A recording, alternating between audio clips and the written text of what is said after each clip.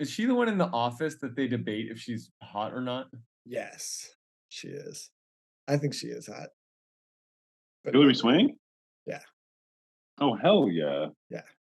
Oh, She's yeah, just she's okay. Good yikes. thing I have the good thing I Why have did the we have Zoom that audio. conversation? Good thing I have the Zoom audio because that's starting the episode. I'll be back in a Oh, minute. man.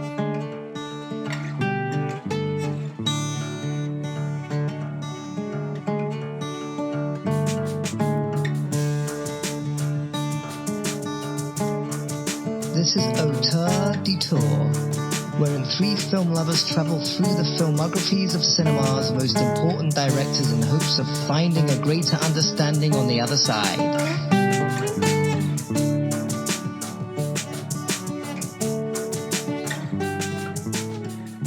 Well,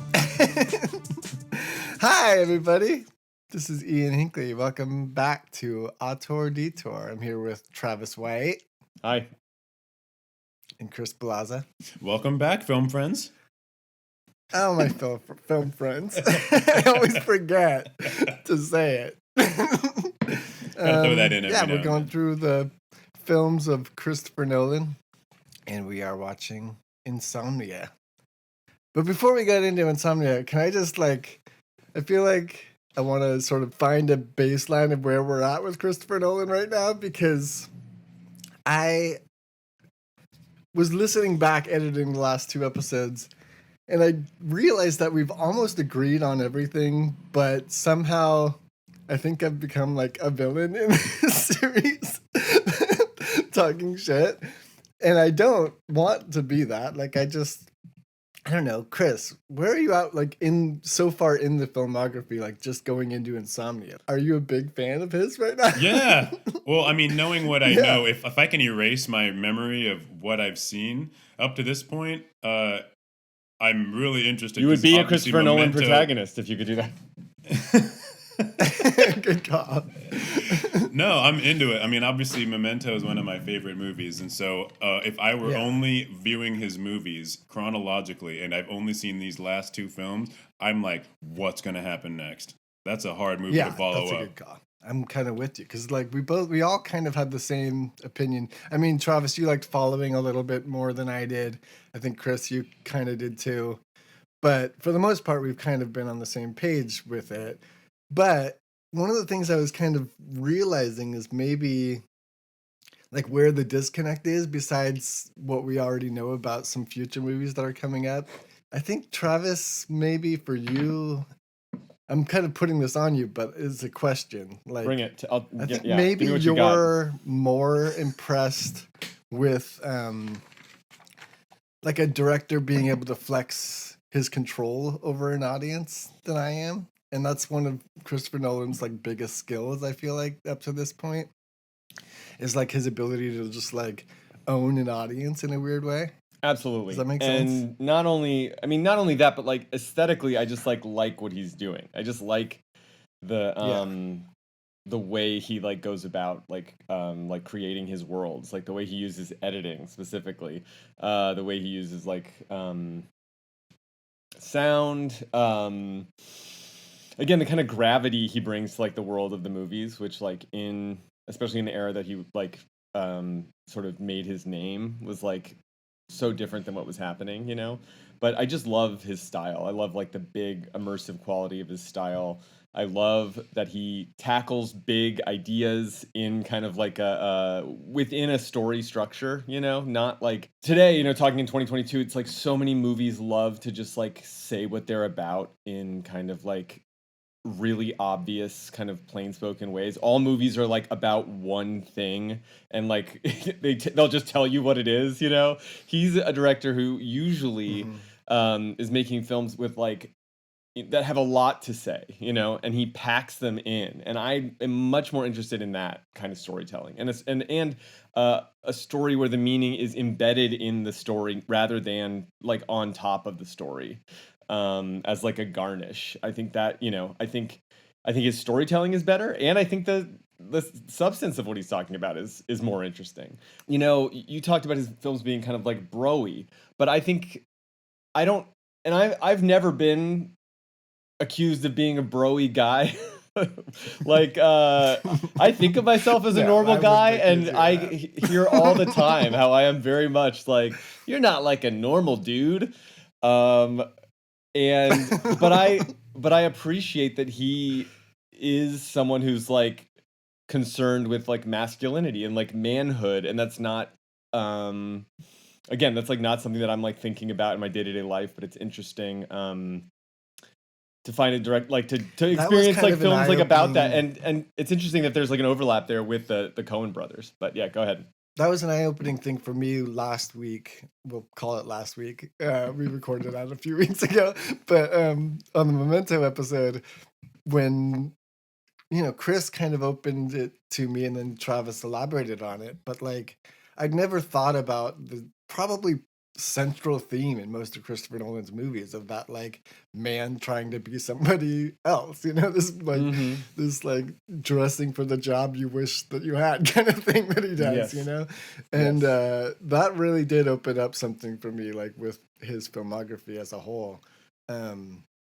And him as a director. I mean, when I call him broy, I still feel like that. Like, I don't think that he's not. It's more, I think I said it last time, but like, well, even in Insomnia, we'll get into it later because it's kind of something that I found really interesting in this. Like, the way that like the police work in Insomnia is pretty fucking basic shit, and everybody's mind is blown by it. Like the way that he comes into the small police station and like says stuff that like we've all seen in cop movies for 1,000 years, like, and like any of us you would think would be like a smart enough to a detective to do the shit that Dormer does, but he makes them kind of mind blown by it, like the small town cops sort of like be like, oh, I didn't think of that kind of thing. Like, that's how I see him as a director in a weird way.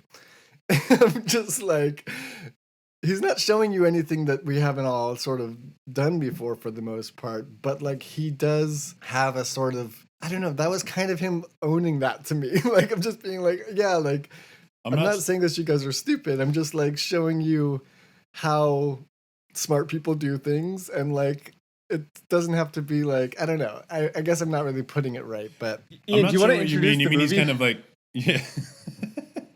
What's that? Do you want to tell us about the movie? Yeah, let's get into it. So this is his third movie, obviously. The only one not written by him, although I can't imagine that he didn't have a lot to do with this. He did a draft. He clearly did a draft. Yeah. There's way too many Nolanisms in this movie for it not to be written by him. If he didn't do a draft, which he must have, but if he didn't, then like he stole from this script moving forward. You know what I mean? Like, I read somewhere that he actually did write the final draft of the script, but he didn't credit himself or wasn't credited for it. Yeah, it I has can't to be that substantiate because it, there's too much of him in it as a script and as a like shot composition script kind of way. Like, Yeah, I don't know. Sure. Anyway, for sure. So, veteran cops from LA, Will Dormer and Hap Eckert, are sent to a small town in Alaska to help investigate the murder of a 17-year-old girl. Edit in the If that More Than immediately- Exposure theme song. Or the Twin Peaks theme song. Now, if that immediately pings you as strange, like why would Alaska send for LA cops? It's also an excuse to get them out of LA, while Internal Affairs investigates some of the shady cases that they've solved over the years, specifically a criminal named Dobbs that they locked up by falsifying evidence. They arrive in Alaska to a hero's welcome.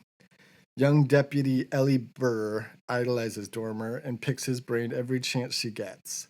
As Dormer and Eckert quickly make great strides to solve the murder of the young girl, they argue with each other. Eckert wants to cut a deal and come clean with IA.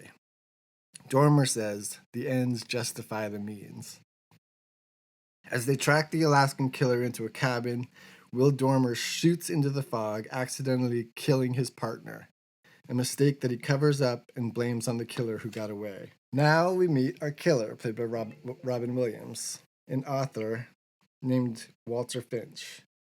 Finch witnessed Dormer kill his partner and attempts a cat-and-mouse blackmail, pin Finch's crime on the young girl's abusive boyfriend, and no one has to find out Dormer killed his partner. But for Dormer, the real cat and mouse game is with his own conscience. It, along with the unbreaking Alaskan sun, like the beating of the telltale heart, refuses to let him sleep. For days and days, as he tries to navigate his own crime, Finch's crime, and all the crimes in his past. Just as his spiraling concludes, with his giving up and deciding to take out Finch and accept the consequences, young Ellie Burr figures it out herself. And after a deadly shootout at Finch's cabin, Finch dies and fades away, and Dormer lies dying in the snow. Ellie comforts him and says nobody needs to know, but Dormer is finally ready to sleep and tells her not to be like him, and he dies. Did you guys like this movie? Travis? Chris, what do you think?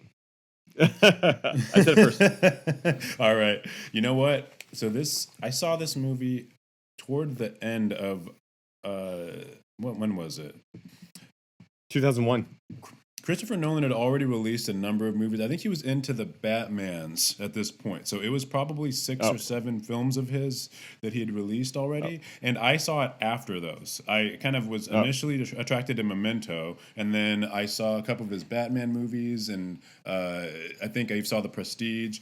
And honestly, I remember the first time I started it, I turned it off after like half of it or so. I was like, what is this? I think largely because of the fact that I was expecting a certain something, right? There was that sort of Nolan almost twist, the mystique, the edge, the odd filmmaking technique, and this just played so straight to me that I think it caught me by surprise. So I had to revisit it, I think last year, and I absolutely was so much more into it. This is a great movie. This is probably the movie that has changed in my mind more than any other movie that I can really recall, due to from my first viewing to my most recent, and that's for a number of reasons. And I think it was actually a brilliant stroke when you look at when he made a movie like Memento. That's got such a unique plot structure that's told in such a different way. It's got black and white. It's got color scenes. It's got this really layered way of unfolding. Then you have a movie like Insomnia, which, again, wasn't technically written by him. It's based on another movie. It's like all this stuff that is very different from what we've probably seen from Nolan. And then, again, what initially kind of turned me off about it was actually a stroke of brilliance. And I think Ebert put it really brilliantly. He said, why Nolan took on this remake is easy to understand. Memento was one of a kind. The thought of another film based on a similar enigma is exhausting. And I think actually breaking up his filmography in this way, even if I didn't appreciate that at first, was a brilliant masterstroke. The performances are great. The cinematography and the way that he moves through the film is fantastic. Sure, if you're like a Nolan fan who wants the twist or like the M. Night Shyamalan like gotcha type of moment, there's less of that here, but it's still there. And I think it was a brilliantly made film. It's actually maybe I don't know if it's one of his best films. I'll need to review the other ones as we get further down the filmography because it's been a while. But again, this movie really was much better than I gave it initially credit for, and I enjoyed this one. I couldn't agree more. I mean, I hated this movie. I talked about it last week. Yeah, why'd you hate it? I fucking loved it last week. We'll get into it. Let me get your thoughts on it. Oh, okay. Go first. Well, yeah, I think I definitely. So I watched it last night at like 3 a.m. And suffering from a little insomnia myself to get ready for the podcast. Good man. Thank you. I definitely appreciated it the most this time. Like I did enjoy it. I thought it was, really well made. It always in my mind suffered a little bit out of comparison to Memento. I did see this in theaters as like a Memento fan. I was like stoked to see this. I had seen Memento in theaters based off like what I'd heard about it. And it also suffered because I also saw the original one, which is way different. It's like it's completely off the rails. The cop in it is completely immoral. At the end of the movie, it doesn't like at no point in the movie does it really matter if he meant to shoot his partner or not. Like that's the world of that film. It's like Right. there is no God. Like nothing you do means anything. The scene with him and the teen girl, if that felt stilted and kind of awkward in Nolan's one, and like maybe you're like, I don't buy what this teen is doing. It's played much more realistic and much more awful in the original film. Right. Stellan Skarsgård gives a great performance. So compared to that film, this one seems so conventional, and compared to Memento, this one seems so conventional. And watching it last night, I was struck by like how easy it would have been as like if you weren't a Christopher Nolan fan, if you weren't a fan of like Norwegian cinema, like you could have gone to the movies just to see a normal circa 2000s thriller movie and been totally enraptured by this movie. It feels very much like a standard, like a bog standard kind of Hollywood thriller, but just elevated to like classy kind of like product. It's, to me, the least satisfying movie of his we've seen so far in a way, because like as it goes, you just kind of like are waiting for the end to happen. It gets a little heavy-handed towards the end, which we can kind of get into, but it feels a little Hollywood. I mean, there's a moment near the end where Hilary Swank is like, "You did it," and then he's like, "I did. I don't know what I like if I meant to or not anymore." And it's like this existential moment, and then they look at each other in the eyes because they see Robin Williams, and he's like, "Throw me my 9mm. There's 7 bullets in the clip. Make them last." And then he does like a barrel roll into the water, and it's like it becomes like an action film. And you're like, "Wait, what just happened?" Like it's like it becomes like a fantasy and like a total Hollywood fantasy. So I feel like it's true. Like he probably would have had a hard time coming up with like another Memento, but it seems like he also took this movie, to be like, oh yeah, you're doing a remake, like a safe kind of Hollywood thriller remake movie. I will direct your film. I'll do an amazing job. And I think he relishes, working with big stars. I think he relishes, I mean, the thing that blew me away maybe the most is just the stupid opening sequence when they're flying into the town. The scope and the scale and the visuals of that are like, oh, he's totally, like, especially with like all the glaciers and stuff, you're like, oh, he's totally like getting ready for something even bigger, which we'll see, to come. So I enjoyed it. It felt a little conventional compared to basically all his other movies, and that was the only thing that kind of disappointed me. It is way more conventional for sure, but I also think that like to tie both of your points together, it is sort of a natural progression from Memento to me to Batman. If you look at Following, as we called it, like his director's reel, right? Like it's just him kind of using it to show what he can do and what his aesthetic is. And then Memento is kind of like his first real sort of breakout. This is who I want to be. Like this is the kind of director I want to be. That gets him all this incredible, I don't know, acclaim. Buzz. Acclaim. And then, but also just buzz. Like Hollywood's kind of like, oh, is this going to be our guy? Like, is this going to be our next fucking, big director? And they did, like, it's the studio movie, they did throw him this before they could throw him like a giant fucking property, like a Batman. Like, and it feels like that. Like he's working with big movie stars. He's like adapting a previously made movie, it's like, it kind of feels like a natural like thing for him to do next. Like almost like his just like, hey everyone, I can do a Hollywood movie, but I do it better, like absolutely, not like super off the rails or weird. He had to make a $50 million movie before he could make a $180 million movie, like. Or at least like, hey, I can make a movie that's very straightforward, that's not going to confuse the dummies. Check it out, everybody. I mean, that's true too. That's true too. There's like a reason for that. He does still elevate it. Like it is still. I mean, okay. So you asked me why I hated it when it came out. Like I can think of several reasons why I hated it. Post 7, like all of these kind of movies came out that were these sort of cat and mouse detective killer movies, and I was just completely bored of the genre, and this one did nothing for me when I saw it in the theater, where I was just like, oh, so there's no mystery to this. Like we know, like I just didn't get it. Like I didn't get on board with the premise that it wasn't about solving the murder. It was about his own sort of, reckoning with his past kind of thing. Right.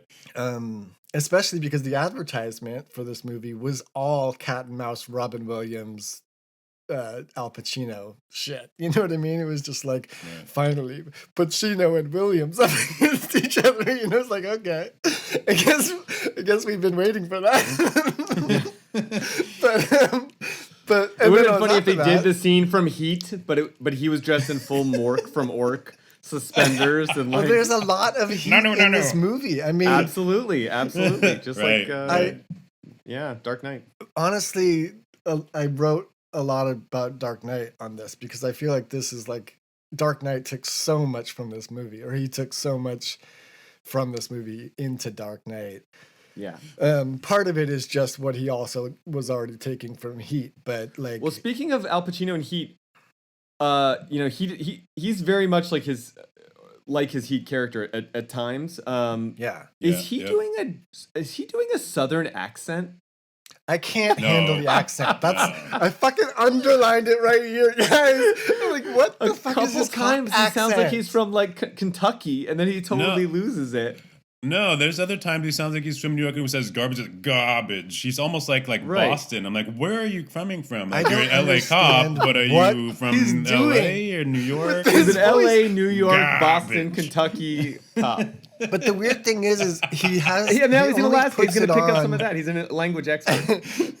But he only puts on the accent when he's in cop mode, which I guess he is most of the time in this movie. But when he's having conversations with like his partner in the first half hour, and even with Robin Williams later, he kind of just sounds like Al Pacino. But then when he's like picking it up for Hilary Swank and for like the suspects that he's interviewing or whatever, and he just does that like full on fucking in the heat of the night fucking Rod Steiger voice or whatever, and it's just like, so is he doing a thing here? Maybe he's messing with people. Maybe it was a character choice. He's like, I'll come in and I'll act like the small town lawyer voice to throw them off. There's a lot of weird things like that. I mean, one of the questions I had was when he says, "There goes my lunch," but we don't see him barf. Do you think he shit his pants? That never crossed my mind for a second, Ian. No, But you may be right. Now you got me thinking. No, anyway, so this is like post 7, and there's all these kind of movies. There's all the like Alex Cross, is that the Morgan Freeman character? Like, sort of like I said, cat and mouse movies, and then also, which really didn't interest me that much, and especially one where like this, where like the mystery is solved an hour in, and I thought that that's what I was watching, and then it kind of happens, and you're like, oh, okay, I guess that's not what I was watching, and I was kind of bored by it after that when I watched it in the theater. But also, I was just completely anti Robin Williams when this came out. Like, he had really hit I mean, this is an era of Robin Williams where he's making really bad movies. He's in the full-blown Patch Adams, like Jacob the Liar, like trying to be like drama guy, but also like, just kind of hard to look at, I don't know. He's just not like, he was bad at this time. Yeah. And then they kind of present him as like Robert De Niro in Heat. Like, we've got these two facing off against each other. I'm like, I don't fucking care about this. And even Pacino was not in a great era of his career during this. He's in like the full ham zone, like devil's advocate era kind of thing, Yeah. I mean, it's way past that, but he's in that post Son of a Woman thing, which, there's good performances like during that time, but a lot of bad ones too. So I was just kind of like, these are like two people that like are past their prime in my mind at that time. I just didn't care to see it. I didn't care to see. But now, like looking back, I was going into this recording before I watched the movie thinking, I'm going to double down on being an asshole and really talk shit about Robin Williams, like everybody's favorite American, and really go off about like what a fucking bad actor he is and what a bad like everything that he's ever done that was bad, like from doing his like black voice in every comedian special to like, all the fucking bullshit Robin Williams things that I could choose to talk shit about. But after watching the movie, I was like, oh, I was wrong. Like, he's fucking great in this movie. He gives a fucking great performance in this movie. And he's like compelling. So I just wanted to get that out there that I did hate it. But 20 years later, I was wrong. He was fucking great in this movie. Now he can rest in peace. Right? Yeah, now finally. You've given him the blessing that he deserves, his send-off, so... The Auteur Detour. This spirit may rest, blessing.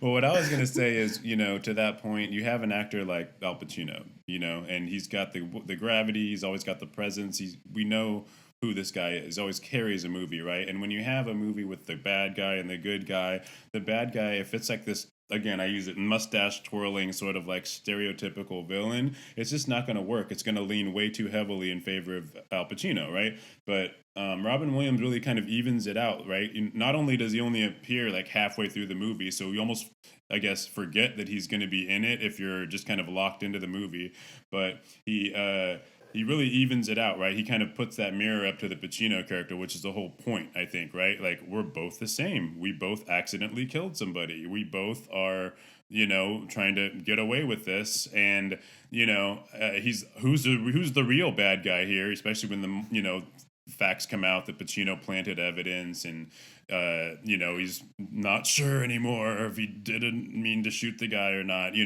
So again, I think what Robin Williams brings to the movie, not only the recognition of like, oh yeah, there's Robin Williams, a friendly kind of face, but he's a bad guy. But is he a bad guy? And is Al Pacino a good guy? All of a sudden, there needs to be that balance. And I think that they managed to strike that balance pretty well by including both of these specific actors in that, in each of those roles.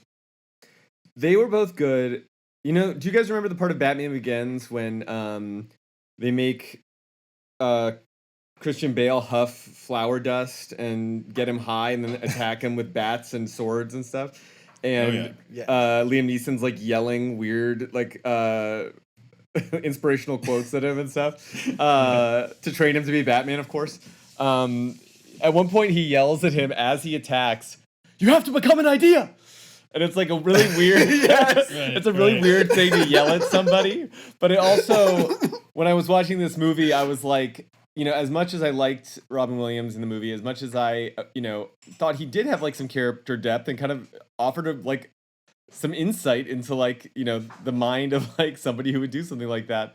At a certain point, he became just purely like a device for Al Pacino to like look at his life or something like that. I felt like he was only operating at that level, and that's by the end of the movie, I kind of lost interest a little bit. I think it starts so strong, and then by the end, it's just operating a little too like between like is it it's like this existential kind of like questioning thing, and also a Hollywood action movie, and it's purely philosophical, but it also is going to end with like the good guy shooting the bad guy. You know what I mean? But can I say something? It kind of broke down. It broke down for me at the end, is what I'm trying to say. And because of Christopher Nolan, like all this stuff about his style of filmmaking, I feel like he was writing more of the dialogue as the movie went on. And again, not that he's a bad filmmaker, but that like this kind of standard Hollywood movie, it just didn't work for me by the end of it in like a kind of Christopher Nolan style or something. I don't know. Does that make sense? Yeah. Yeah. Yeah. It does. Let's talk about that, like their dynamic and how he is sort of like a pawn for Pacino's character to like learn more about himself in a weird way, like you said, because I do think it's really interesting that like Heat and Dark Knight and this, I mean, I know he didn't make Heat, but he's definitely cited it as one of his like, touchstones. Casting Pacino against Williams, and specifically like this sort of Williams' character in this is not a career criminal the way that De Niro's character is, or even the Joker is. You know what I mean? He's small potatoes. Like they aren't the same person. You know what I mean? Like all three of those movies have this moment where they're like, no, like there's no line between me and you. We're the same. Like, you happen to be on the good side and I'm on the bad side, but there's no fucking line between us. And in this movie, like, I think that it's really interesting to have Williams be this sort of like just shitty criminal that fucked up and made a mistake and thinks that he's as tough as Pacino. Like, he never is. Like, he's got some like tricks up his sleeve, but really he's not good at it, at being a criminal. Like, he's just not De Niro. And the fact that it is Robin Williams, who is also not De Niro, you know what I mean? Like, he's also like not menacing or threatening in any kind of way that like De Niro can be. You can kind of pull off weird freak though, which is what this part kind of calls for. So that, you know what I mean? Right. So that works. He can pull off weird freak, but it's like weird freak that you know. Like, he looks like like the kind of creep that you can imagine being absolutely like, that absolutely guy. Like, that's what I'm whereas saying. like De Niro, like, you've never met anybody like the Joker, or you've never met anybody like. I actually know a guy named De Steve Niro's. who's a lot like the Joker. Well, watch out for that guy.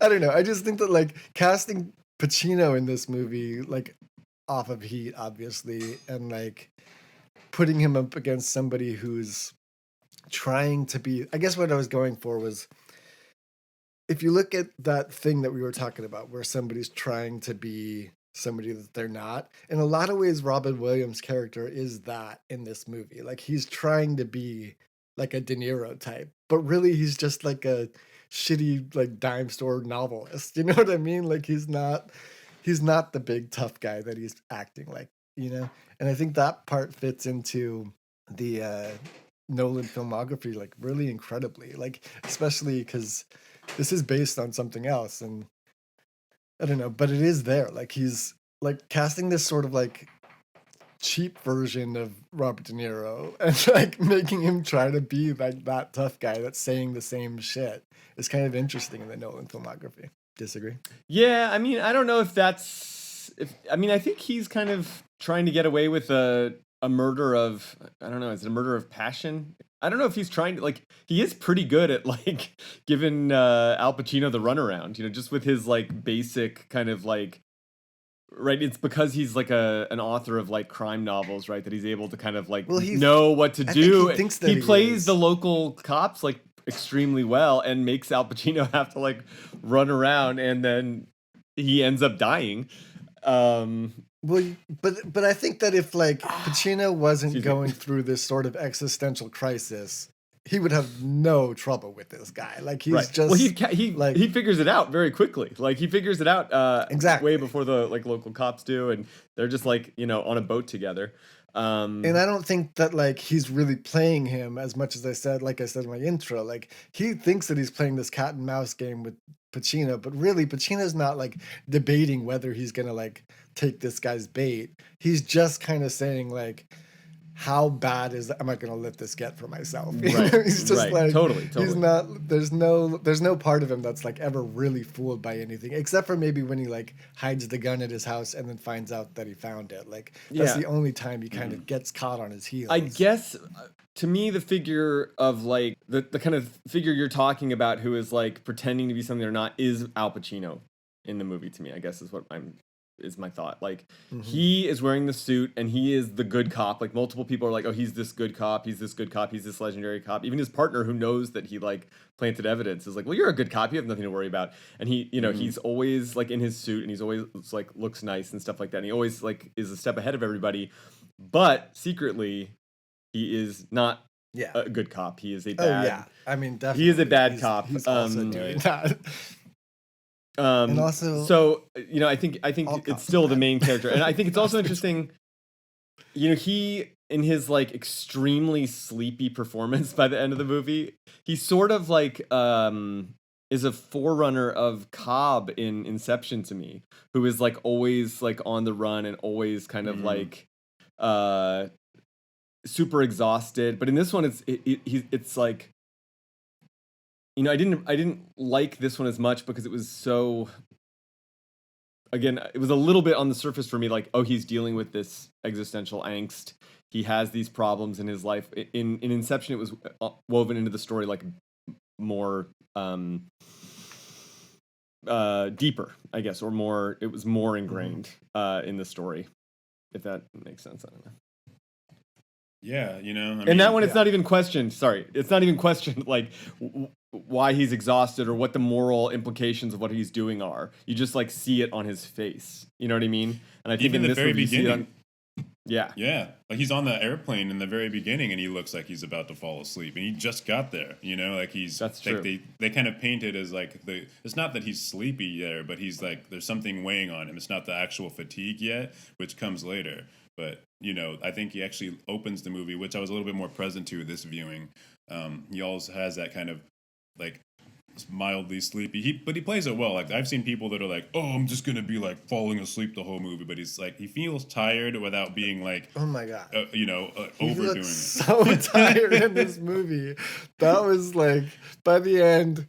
I mean, they're doing that thing where they won't let him sleep, and it's fucking cruel. It's Christopher Nolan flexing, like we talked about, where it's just like he's just about to fall asleep, and then the phone rings, and it's just like, Yeah. come on, you know, like they really he's really good at that about like, you know, making you feel. I mean, Pacino's performance especially, but even just Nolan, you want him to fucking sleep, you know? Well, Like he got in there for me. I thought it was And great. again- I mean, it's a subtle touch that, like, it's the land of the midnight sun, right? It's never dark, and you know, this guy is trying to hide. Basically, there's nowhere to go. He's like, there's Right. always a spotlight literally shining on him because there's just no shadows for him to crawl into. He's out there in the open at all times. And that was sort of like a subtle, you know, yet interesting facet of this movie. You know? Yeah, good And, call. Good call. Yeah. And think about like themes of Nolan's too. We were talking about, you know, many characters are often bothered by like there's the presence of guilt. There's like to put it all Dali, the persistence of memory, right? Like our memories keep invading our present space. So that's obviously a pretty clear theme here with this one. A little bit on the nose with a lot of the you know, the imagery when he looks over and he sees his dead partner just sitting there all the time, you know, like right there in the, you know. But that's such a Nolan thing that I appreciated too, is these like he loves to splice in these 1 second, you know, images over monologue kind of thing where he'll just like, I mean, Memento has a lot of it, and then Right. he just does it moving forward, but he'll just like have like this sort of image, you know, a moving image briefly come up. And mostly with this one, it's the partner, you know. In Memento, it's a lot of like Sammy Jenkins stuff and different things like that. And I don't know, I really like appreciated like that's a signature of his while I was watching this. Like, I don't know. So literally, I've had a lot of stuff on my mind lately, and I've literally been suffering from insomnia, like in the last like month. And I really felt like he did a really good job of like conveying it visually, and especially with like, Yeah. and also like those like intrusive images. You know what I mean? Those little like almost hallucinogenic kind of like, you know, waking dreams, or you know, like this kind of like subconscious stuff that's like trying to pound its way to the surface. Using like film language to like perfectly replicate like what do you call it, like a phenomenological experience, right? Of like like this kind of blurry-eyed kind of like internal imagery kind of like producing state. And I mean, is that what elevated it for you, Ian? You said it was like sort of like an elevated version of like, you know, a circa 2000s thriller. Like what was the elevated part for you?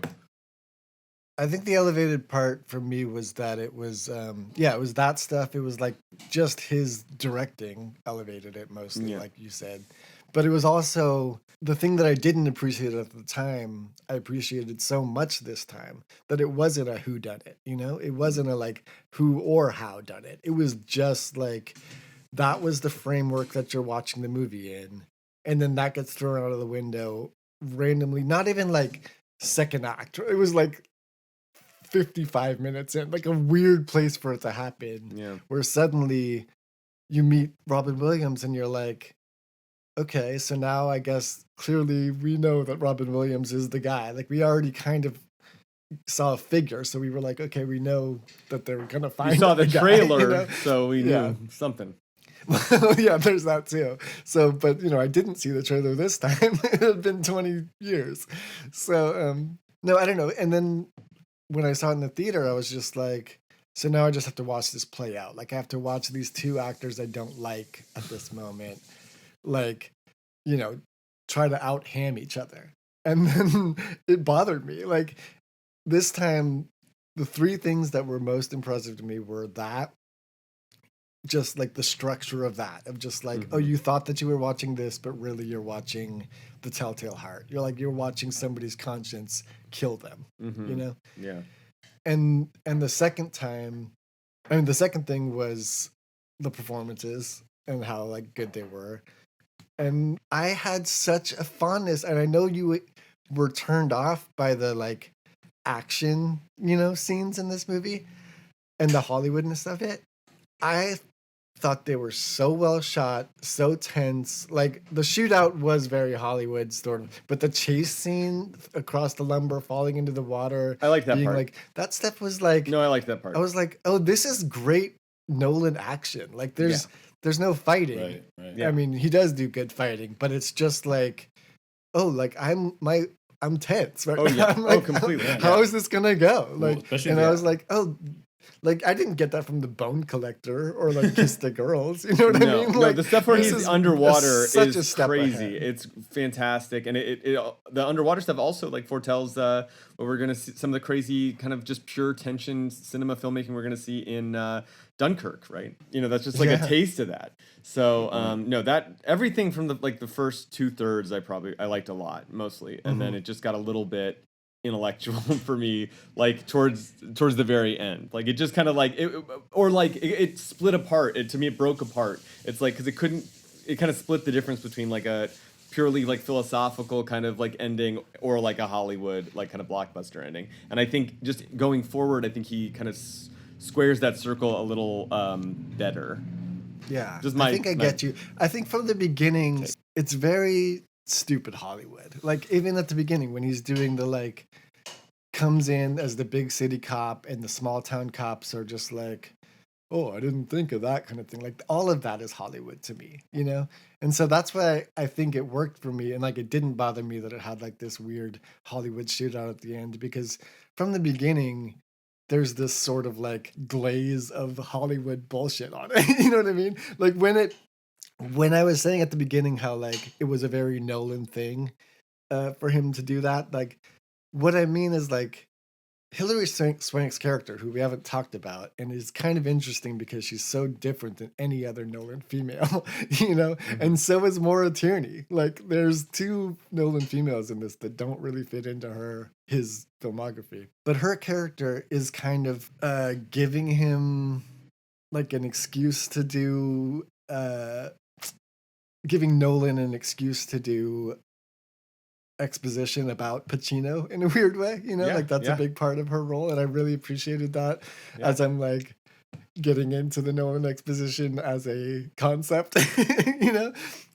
And I liked that like they introduce her as this like young deputy that knows nothing except for what she studied from him and from Dormer's like case files. And like, you know, she'll literally ask him questions that like will give Pacino a chance to like tell wisdom and like his philosophy on policing and all this kind of stuff. Like that was really interesting. And that's what I meant when I said like that thing of like him being a big cop was very Nolan, like because it was like him using Pacino's character to like using that dynamic of those two characters to do what he always does in his movies, to sort of like tell the story, I don't know, through exposition. Yeah, you know, I agreed. I wrote a question. It's like, is this the least amount of exposition in a Nolan movie in this one? As I was trying to, but I think because it's not like a large dump at all at one time, and plus we're dealing with things that aren't necessarily, they're more straightforward. Like we said, it's not like, okay, we have to explain the way that like time travel in reverse is working, or the way that I only remember things for 15 or however many minutes at a time, and you know we don't understand that, or how space travel, or all of these things, right? A lot of the times, or Inception, for example, too.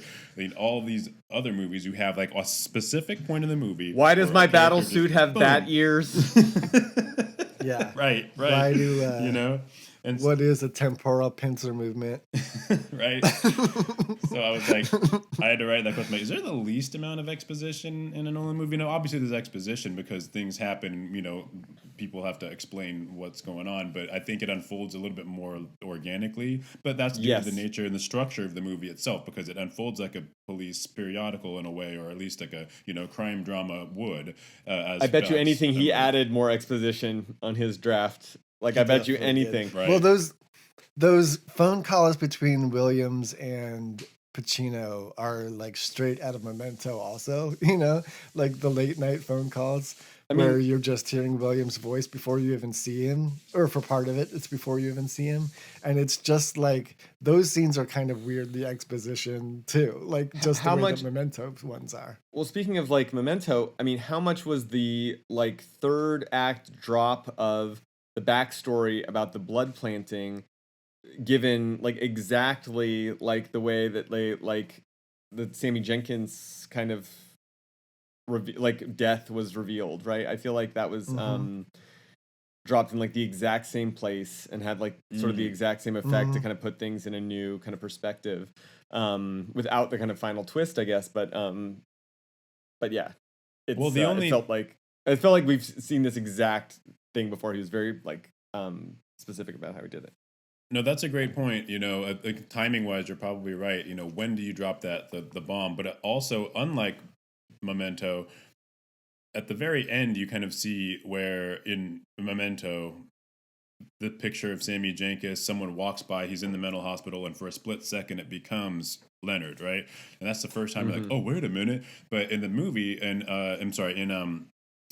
Insomnia, it begins with the whole image of this blood-stained shirt, right? And you have to wonder, what is this? What's going on? You see the guy constantly, he keeps reminding you of this image that you're constantly going, what is this? Who is this? And I think that was actually planted a little bit more regularly and I appreciated that a bit more than like Mementos. All of a sudden, guess what? He's Sammy Jenkins or whatever. I don't know. That's kind of how I saw it. Anyway. That's kind of what I meant when I wanted to see in Memento a bit more subtle hints where we would have been like, of course he's Sammy Jenkins the whole time, rather than like, gotcha, guess what, suckers?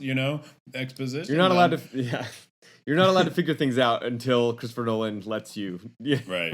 Right. Yeah, it's never So how was this like a Christopher Nolan movie? I mean, like, again, the sort of like this sort of parallel between filmmaking techniques and like a psychological experience like of the character that you're able to kind of live through the editing and the kind of sound design and the cinematography.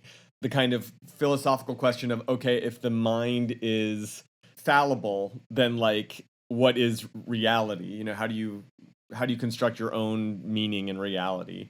And like you said, like two people in this movie, the main character and the sort of antagonist, both trying to be somebody that they're not, and like trying to present themselves as somebody that they're not. Yeah. Absolutely. And like the limits of that. Yeah. What he did better in this movie than I think any other movie, or I don't know, better, but like, I feel like his portrayal of regular guys was way more believable in this movie. And I think that does have to do, what's up? Nicky Katt was great in this movie. Who dat? You know that actor? Is he the guy with the mustache? He's, mustache guy? He's like he's the head of the investigation before Dormer gets there, right? Yeah. So he's like, and he's he does the who likes blowjobs. So that's yeah. That's the mustache guy. But Yeah. Yeah. And he's a great kind of unsung actor of this era. Loved him. But he's the perfect everyday cop. You know what I mean? Yeah. And he's not like. There's never a moment where he's like, who's this big city fucking cop that's, trying to take over my case. But he's also not like stupid the way that he is stupid, but he's not like he gets fooled by Robin Williams for some reason. That's like a weird Nolan thing. I feel like nobody would get fooled by Robin Williams in this movie. I don't know, right? He's not, I don't know. But anyway, yeah, I don't know. All cops are agree. idiots. He was great. yeah. Well, I like I'll Paul come, sorry. Dooley in this too. He's also. I was like, oh wait, Paul. You know the Paul Dooley. Yeah, He's yeah. great. But I also reminded him, like, wait a minute, isn't he also Wimpy in the Altman Yeah. Popeye? Yeah. So him and Robin Popeye, Williams yeah. are. Yeah, I'm pretty sure he was Wow, a little Wimpy. reunion. Nice. Yeah. I just love the little connections too. Like, obviously we talked about Stellan Skarsgård is in the original one, and Robin Williams is in this one, and they're both in Good Will Hunting. All the little whatever degrees of separation and all that. My weird brain puts all this together. But I was just thinking about what you said, Travis, a bit ago about the ending, and that was literally when I wrote my notes. The main issue I had, obviously, with the movie were two things. The editing at the end, I do like the action, but so much of it was just like cut, load the gun, da-da-da, and it becomes frantic, which I know you're trying to create an atmosphere of this kind of frantic situation, but it becomes a little bit hard to watch. It was a little bit like too much, kind of a barrage of imagery. I was able to follow it, but I think it could have been smoother, like he did it with more like, I don't know, The Dark Knight, for example. Just felt like a little bit smoother. But you know what I love about the ending editing of this movie is I love a movie that just fucking ends. Like, thank God it just ends with he dies. There's no like shot back at the station with Hilary Swank and Nicky Cat being like, so this is what happened. It's just like he dies, fucking pulls up out of Alaska. It's like, thank God for that. He loves a hard ending for sure. Yeah. It was a bit anticlimactic. But I kind of agree. No, go ahead. I was just gonna say I kind of agree with you, Chris. Like I think as much as I really like the way that this movie's edited, except I don't know, did you guys notice in some of the dialogue scenes it seemed like they were like kind of overly edited, like performance wise there was a lot of like kind of like discontinuity and in like the way people's faces were pointed, and I was like wondering what the reason was behind that. It was kind of, to me, there was like too much cutting in the dialogue sequences, like between Pacino and Robin Williams specifically. But anyway, as much as I liked it, I did feel like there were pacing problems. Like, you know what I mean? Each scene I liked the way it was cut, but then like as a whole, it kind of just kept dragging on and on to me. So again, by the end of it, I was like a little bit worn out and a little bit like, I get it, let's go, learn your lesson or turn yourself in or something. I don't know. So, but I mean, the more tired he gets, the more that's what like the benefit of having it kind of drag on, is you get to watch like the droop his eye bags eyes, like get lower and lower and lower. Somebody asked him a question like, "Do you like our beer?" and he looks up like Edward Scissorhands after he gets drunk, and he's like, "Ugh," and he like doesn't say anything. And I was like, "Is this just good acting, or did they not tell Al they were rolling yet?" And they just like it was effective. Looking at that tired face was very effective. Yes, it's a good call. Yeah, I like how I was looking at his filmography, and it's really interestingly broken up. You never see two movies that are back to back, just like the other one, really, and they're spaced out a bit. For Nolan? Yeah, like I said earlier, Memento is this crazy, really experimental but effective kind of new take on this detective, thriller. Told totally out of order, yet there's other parts that are told in order, and then there's this one, which is a straightforward, largely, detective movie. Then you got Batman, right? Oh, the Batman movie. And then he breaks them up, though. He does The Prestige after that, then he goes another Batman, then he does Inception, then he does another Batman. He could have just as easily essentially released the Batmans like they would have done like Lord of the Rings. Like, don't worry, can't wait till next year, right? The next Batman's coming out. But there were good gaps in between, and it's not obviously they had it all planned out, I would imagine, in advance, but the way he breaks up his filmography makes for a really interesting sort of linear trajectory when you're, reviewing these sorts of things, and I kind of appreciate that. Totally. He said he doesn't. He said he doesn't. Like he didn't agree to like write a new Batman like right after each one. Like he had to kind of like he like made a deal. He's like, I'm going to direct my own next movie, and then they like would get him back for another Batman like each time. So they say.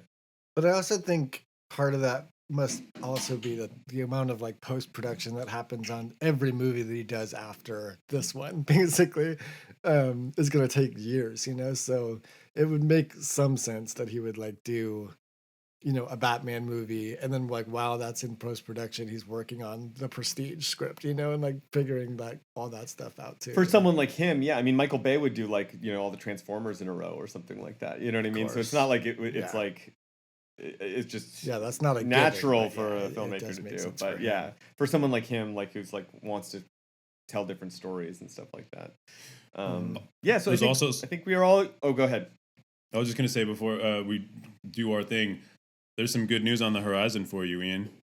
So, you know, up to this point, not up to this point, but the majority of Christopher Nolan's movies were released by, of course, Warner Brothers, right? Well, guess who his most Universal. recent Oppenheimer's coming out? Universal. I'm telling you. I smell movie monsters. Travis is gonna. I just want to be very clear about something. He can make a Dracula movie. He can make a mummy movie. If he wants to do a movie about Frankenstein, I support him wholeheartedly. You were saying like the Universal monsters, they should like, you know, bring them back with Nolan at the helm, or that would be a good idea. I'm saying any attempt to do to bring them back and to link them to the original property you can only do that nominally. It's like trying to say like we're rebooting like screwball comedies and we're just like giving like the characters the same names as like in, you know what I mean? Like they're not the same movies. There are a million Dracula movies and there's a million Frankenstein movies. There's only one set of Universal monster movies and we all have them in our head. You can do a new Batman movie and create like different takes on it. Absolutely. But I hear what you're saying. Calling it the Universal monsters, they've done it like 3 times and it's never worked because it's like I'll tell you when it did work. It worked in Monster Squad. I know it's just one movie, but that movie did it, and that movie did it great. And that's like, I'm not saying Nolan should make a Monster Squad, but I'm saying like that's the movie that brought back the Universal monsters. Well, and, like, along with a series of Pepsi and Doritos commercials around the same time. And so, like, yes, you can do it in, like, a kitschy way where you're referencing specifically all those monsters, like, together. But, But again, whenever they do it, they give them new designs. They try to, like, separate them from their, like, kind of, like, origins. And it's never going to work. Okay, so if we're going to... Okay, so this is one of the places where, like, before we got into the movie, I was saying, like, where are we at with Nolan? Because, I mean, Travis doesn't like this question ever anyway, because he's just like, I want to see whatever he wants to do next. That's what I want him to do next kind of thing. But, like, what do we want from him? Like, I mean, I know we're not there yet. We got to get through the whole filmography in the present, there. But, like, in the present, like, I was saying, like, after watching Memento, my feeling was like, oh, I think like what I want from him is more of this. Like I want him to like stretch this muscle that he's got that's so like good, that he's really good at, of like revitalizing noir, you know? Like he did that. And then he like revitalized superheroes. Like I want him to revitalize a new genre. And that was the one that I came up with. But if you don't want that from him, like, do you want him to keep indulging this weird fucking thing that he has and going further into Tenet land? Like, I don't know. It's like, what do you want from him? He's given me so much, Ian. I can't. It would be rude to ask for more. I can only say thank you, Christopher Nolan. You've made like a dozen great movies. Blessed be you. Oh man! So Chris, should we? What do you want from him? What do I want? No, you have to answer too, Chris. What do you want from him? What do I want from Christopher Nolan? Be the martyr. Make your demands. Cut out some magazine letters and send him a letter, Chris. He needs to do a Marvel movie. Get more Nolan, though. I'm just kidding. Marvel and we movie. Want to keep liking. Like he is going to keep making movies, and we want to keep liking his movies. I presume. Like, I just think it's not crazy to fantasize about like, oh, like what could he do that would like play into his skill set next? Like, I don't know. Yeah, because there's a world where he kind of gets more insular in a way that like turns me off personally. in a weird, like in a way. I would like to see him do like a Chris? true horror movie, like a actual like full of dread and like take it to the next kind of level horror movie. Well, with, Yeah, with this I in imagine the Memento, doctor Because he's good at- bringing to life. well, God. no, I mean, So- no, but I mean, like, in and really, that like what take Travis has been said. done. Like the realistic Frankenstein, it has been done. These are like the most No. explored things of like the 19th century. He doesn't need to bring them back. Okay, No, but like you said, Travis, he makes movies that aren't like, here, this is the obvious thing, but like the undertones of the things are what he emphasizes. The movie isn't about it explicitly. It's revealed throughout the movie. Like the undertone is just kind of simmering. It's this sort of just below the surface, right? And I think that tends to work best in horror movies where you're not like, here's the monster's gonna kill you, you know, It's more like, what's really scary here? You know, it's not the monster, it's the, you know, the circumstance of the... I don't know. I don't want to hear like Frankenstein's monsters internal monologue, or like Igor mean coming like into the lab and dumping exposition. No. Master, you're such a great scientist. Back in 1817, No. you designed the new You have to Bunsen do it. burners. You have to do it in Michael Caine's voice. Fair enough. My name is Igor. Oh no! Bloody well. Go. All right. No, like seeing this movie and seeing Memento, there's such a weight to the like bloody violence that occurs that is totally absent in the Batman movies, and especially the like some of his most recent movies like Tenet and stuff like that. And I do feel like that's an area like getting back to like more grisly kind of storytelling, Chris. I kind of agree. Like there is like a power to that and a weight to that I've kind of been missing, where it's like everything is so kind of sanitized in the world of like PG-13 filmmaking. And I really feel like Tenet, which feels so airy and light that it's just like you could pop it with a pin. I would love to see him go in the other direction. And actually, if you know, again, I would never ask this of Christopher Nolan, but I'd be interested to follow him on a journey if he went back to smaller scale filmmaking. When you said like flex these muscles, I mean, we've seen him on a clear trajectory to like, I want to do big movies. I want to do big budget movies. And with like, you know, Interstellar and Inception and Dark Knight Rises, he's working on like a canvas that is like as big as any, you know, movie that's been made in like the last like, you know, 10 years or whatever.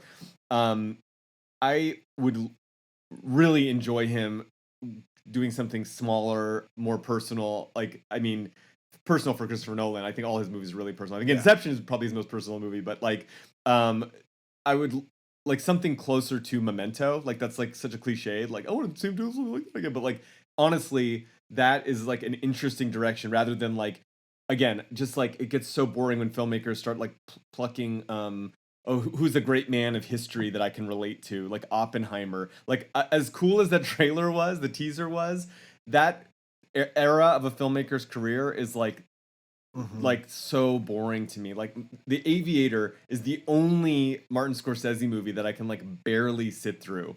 Well, it's just like waiting 3.5 hours long, waiting for too. Kate Blanchett to come in. So yeah, I guess, you know, if he did something smaller, if he did something like more experimental, I would be into it. But if he can like make something like Tenet, where he's going crazy with like the ideas and like the technical stuff of the movie, and also can like have a story that holds itself together, I would love to see that from him too. Like a good version of Tenet, I would love that. Spoiler alert, I don't like Tenet. Clearly. Well, then let's rate the movies that we've watched now, Okay. finally. Okay. For me, I'll go first. It's still Memento number 1, then Insomnia, then Following. Are we all there? What do you think, Chris? Rank 'em. Memento, Insomnia, Following. Yeah, definitely. Hands down, no problem. Yeah. I agree, Agreed. but it's much closer, I think, between Insomnia and Following. I think I really enjoy both of them. And Following is sort of like almost more interesting to me because it's just so more different. I do love Hilary Swank in this movie, by the way. I thought she was, you know, she usually we plays didn't such... talk about her. She's got like kind of a smaller part than I remembered, and like I really don't like Maura Tierney, and I think I mentioned early on in this podcast, like I feel like the women in his movies, like he has a hard time casting women, like, you know, and Right. I didn't feel like her role worked. It kind of annoyed me actually. But like Hilary Swank is so good in everything. I feel like she's only in like 5 movies, but every time I see her, she like is incredible. She is great. This is an interesting performance. She was much smaller of a role than I remembered too. Because part of that was also the marketing for this movie. Like I remember it said like Oscar winners, Swank, Pacino, Williams, like that's like how they advertised this movie, Right. And she is kind of like just this weird puzzle piece in this movie. But she is great. I like her. So an interesting step in She's Nolan's career, brings his themes into a more like standard Hollywood filmmaking structure. I mean, it's definitely also like just interesting because it shows how his trajectory was so clearly made to be like the biggest blockbuster director. It's like this had to be the next step. He wanted it, yeah. Like he wanted it from the beginning. Oh yeah, we're gonna be getting into Batman soon here. Can't wait. Cannot wait. I can't wait either. All right, fellas. All right, guys. Well, until we meet again, signing off. Bye, See film ya. friends.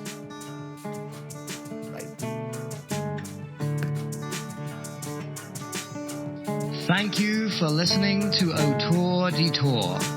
We'll see you again next week.